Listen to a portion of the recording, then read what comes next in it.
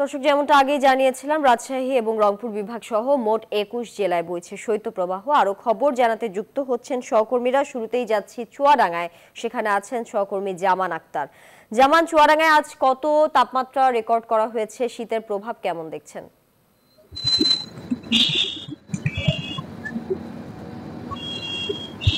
তানি, আপনাকে ধন্যবাদ। আপনি আসলে যেমনটি বলছিলেন, উত্তরবঙ্গের মতোই দক্ষিণবঙ্গের এই জেলা চুয়াডাঙ্গাতে কিন্তু তীব্র শীত বয়ে যাচ্ছে। আজ সকাল ৯টায় কিন্তু চুয়াডাঙ্গার যে তাপমাত্রা রেকর্ড করা হয়েছে সেটি কিন্তু ৯.৪ ডিগ্রি সেলসিয়াস।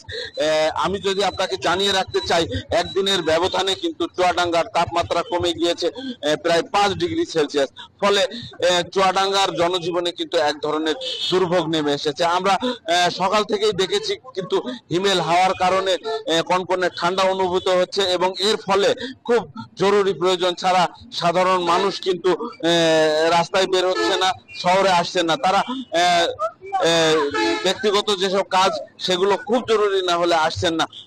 আমি আরেকটি বিষয় যদি আপনাকে বলি যে সন্ধ্যা নামার সাথে সাথেই কিন্তু চুয়াডাঙ্গা ঘন কুয়াশায় ঢেকে যাচ্ছে এবং সকাল পর্যন্ত এই কুয়াশা কিন্তু বয়ে চলেছে। আজ সকালে কিন্তু সকাল ৮টার পরে সূর্যের দেখা মিললেও হিমেল হাওয়া বয়ে যাচ্ছিল, যেই কারণে কিন্তু কনকনে ঠান্ডা হয়েছে এবং হাড় কাঁপানো শীত অনুভূত হচ্ছে। তো এই অবস্থায় কিন্তু চুয়াডাঙ্গার খেটে খাওয়া ছিন্নমূল মানুষ যারা আছে তারা কিন্তু এক প্রকার দুর্ভোগের মধ্যে পড়ে গিয়েছে।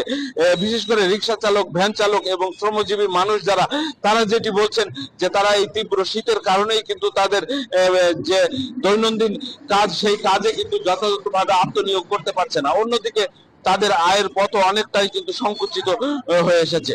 তো এই ছিল চুয়াডাঙ্গা থেকে আমার কাছে শীতের সর্বশেষ খবর। একই খবর জানাতে আমাদের আরেক সহকর্মী অপেক্ষা করছেন চট্টগ্রামে, নয়ন বড়ুয়া জয়। আমরা এখন যাচ্ছি নয়ন বড়ুয়া জয়ের কাছে। জয়, আপনি জানাবেন যে চট্টগ্রামে শীতের কি অবস্থা?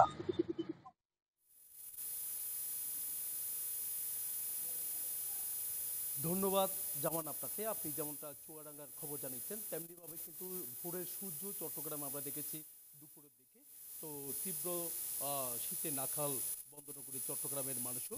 তবে আমরা যে হাসপাতালে এসেছি জেনারেল হসপিটাল, তো হসপিটালে কিন্তু আমরা দেখছি রুগীর সংখ্যা কিন্তু আস্তে আস্তে বাড়তে শুরু করেছে। তো চট্টগ্রাম মেডিকেলে গিয়ে যেমনটা দেখেছি রুগী বেড়েছে, সবচেয়ে বেশি শিশুরা আক্রান্ত হচ্ছে, ঠান্ডাজনিত রোগে কিন্তু তারা আক্রান্ত হচ্ছে। একই সাথে আমরা জেনারেল হসপিটালে একটু দেখানোর চেষ্টা করছি, এখানে রুগীরা ভর্তি আছে, তবে কোনো কোনো শয্যা কিন্তু খালিও আছে, যেহেতু এই হসপিটালটা করোনা ডেঙ্গু জন্য কিন্তু স্পেশাল রাখা হয়েছে। তবে আমরা এখন কিন্তু ঠান্ডাজনিত রুগীর সংখ্যাও কিন্তু এখানে বাড়ছে, ধীরে ধীরে বাড়ছে। তবে সবচেয়ে বেশি রুগীর সংখ্যা হলো চট্টগ্রাম মেডিকেলে, সেখানে একেবারে শয্যার চেয়ে ৩ গুণ বেশি রোগী আছে বলে আমরা জানতে পেরেছি।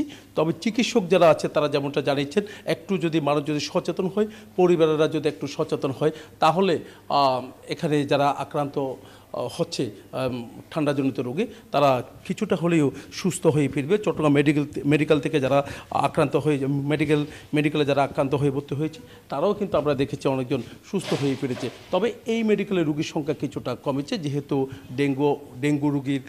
ডেঙ্গু রোগ আর একই সাথে যে এখানে করোনা রোগীদের এখানে কিন্তু স্পেশালভাবে এই মেডিকেলকে ঘোষণা করা হয়েছিল, তার কারণে ঠান্ডাজনিত রোগীর সংখ্যা কিন্তু এখানে কম। তবে বেসরকারি যে মাউস শিশু হাসপাতাল আছে, একই সাথে অন্যান্য যে বেসরকারি হাসপাতাল আছে, এইসব হাসপাতালেও কিন্তু আমরা দেখছি রোগীর সংখ্যা বাড়ছে। এই ছিল আমার এখানকার সর্বশেষ। ফিরে যাচ্ছে আমার সহকর্মী অপেক্ষা করছেন রাজশাহীতে মর্তুজার কাছে।